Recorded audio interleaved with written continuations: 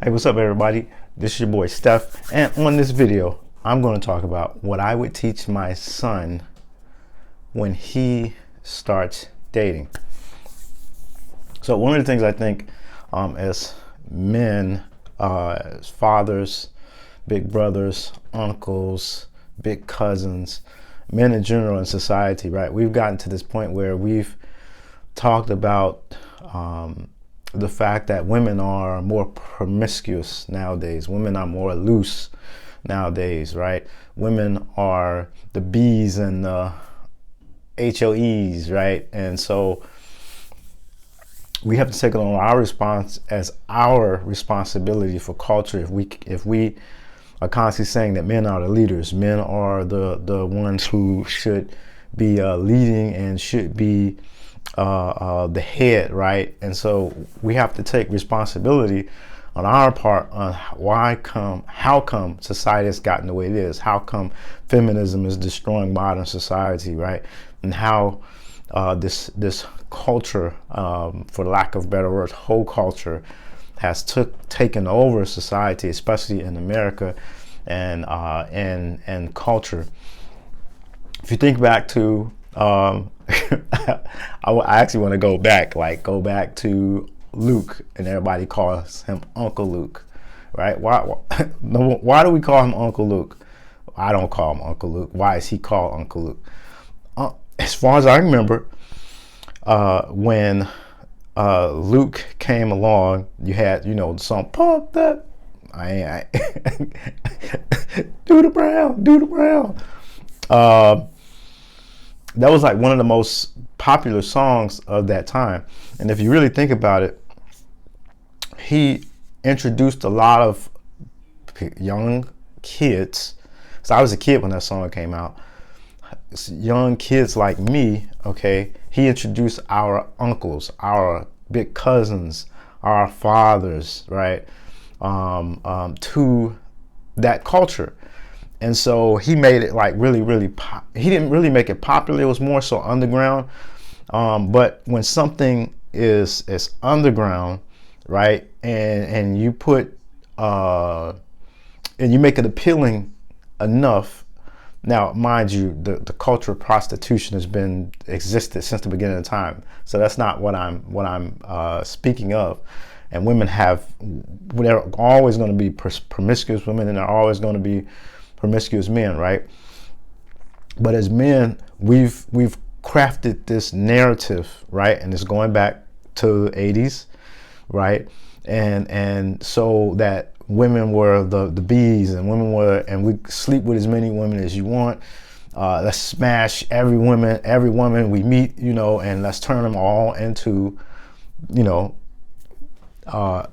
loose women. Excuse me. And for a lack of better words, right, a lot of our big uncles, big cousins, right, when I was of the dating age, we went to them for advice. We went to our fathers for advice. We went to our cousins, right?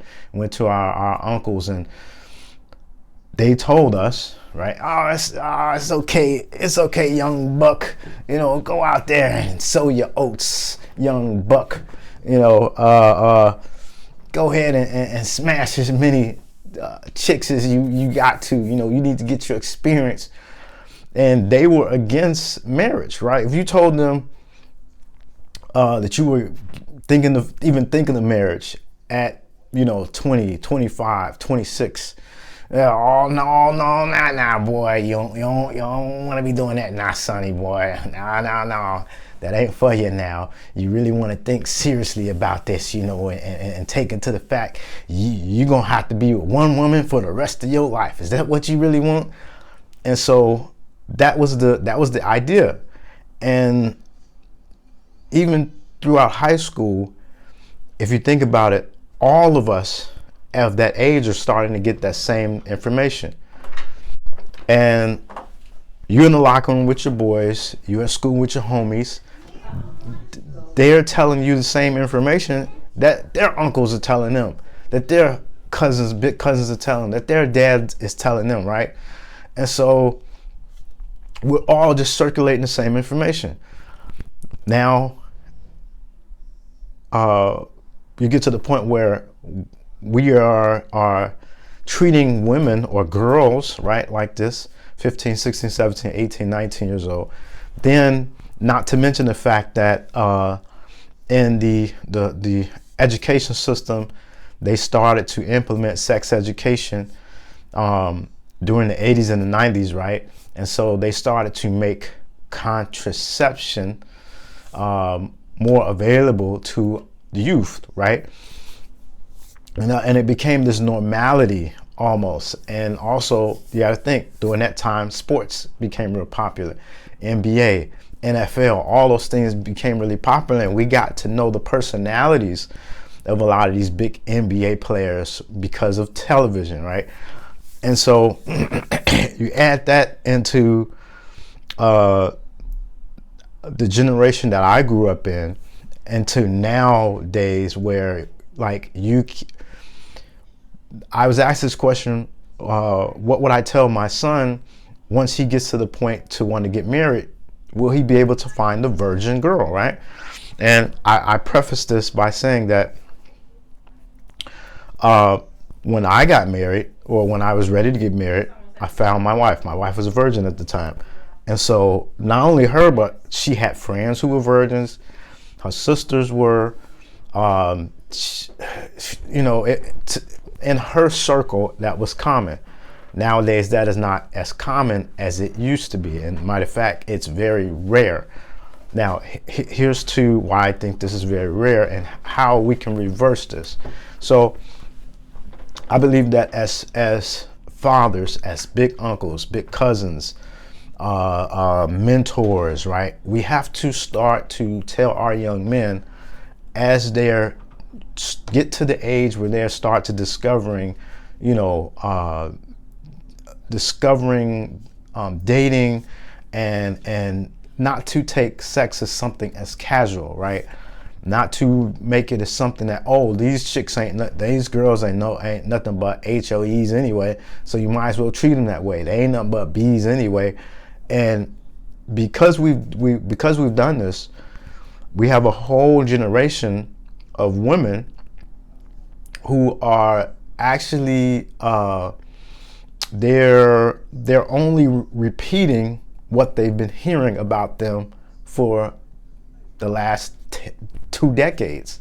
And so we wonder why we get this message or this backlash when we try to tell women we are supposed, as men, we're supposed to lead. This is what we look for in a woman. This is what we want in a woman. And we wonder why we get this backlash of, oh, y'all men ain't ish and this and that and this and that. So because we have, as men, we have not took the lead in doing our job and showing the value of what it means to reserve your sexuality until marriage. And you might be saying, well, Steph, you crazy. You're talking crazy. and the chances you find somebody like your wife, or your son find somebody like your wife is not happening. But here's the deal. If we start with the young generation, my son's age, by the time he turns 10, 12, 13, 14, 15, and we teach those kids how to treat women, right? And we teach them how to honor and respect their own bodies, right? And a man's body is just something just to be throwing around and running through women. And so we teach them that it's not only just a priority just to reserve their own bodies, right? But it's purity before God, honoring God with our bodies. That it will, I believe, in the next 2 generations we can turn this around, where we have women and men who respect one another. First of all, honor God and respect one another. And then we can start to see the dating change, right? And the value and what people value about dating change. And so I believe that if my son, once he turned the age of 10, 15, between 10 and 15 years old, to start to train him to understand the value that he has of himself, how important it is for him to honor God with his body, but also to respect himself, respect women by respecting himself, and also understanding, you know, that sex is not just something you just throw out there. It's not just something you use to prove what type of man you are, and that women aren't to be devalued, right? And so we can do that, not just me as a father, but other fathers, other men, big uncles, big cousins. If we can make this a trend, we can turn this we could turn dating around. We could turn relationships around. We could turn marriages around. And so I have another video on why modern feminism has is destroying society. If you're interested in that video, like, subscribe, leave a comment. Peace.